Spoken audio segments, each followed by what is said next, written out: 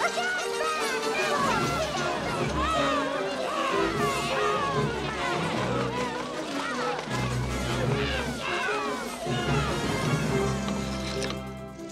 have you been?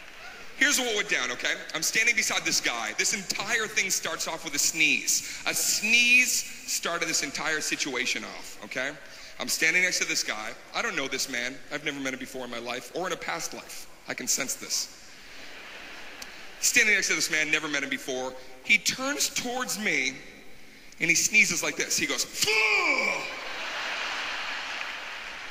He actually did like the robot from '85. Fuh!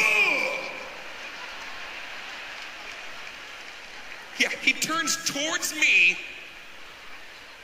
and he sneezed, and there was no blockage. There was no hand over the mouth.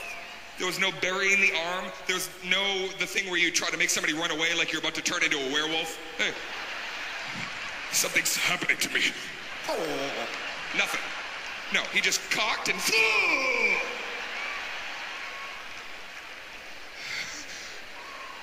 Two things happened. First of all, it scared the ever-living out of me, okay? I jumped because it was very audible, very loud. But besides that, just the way the light was hitting this guy's face, debris came out. A lot of stuff, almost like when you use Windex and you put it on mist mode, you know mist mode? As opposed to, what is that other mode, laser mode? Does anybody even use that? Is that in case you want to mount a sniper scope on your Windex and... I got a stain about 8 clicks. I am taking the shot. Negative, I missed. I missed the target. I need one more. Got it. Let's go home, boys. I'm gonna tell you right now, please, when you use the Windex bottle, never put that shit halfway. Always make sure it's lined up.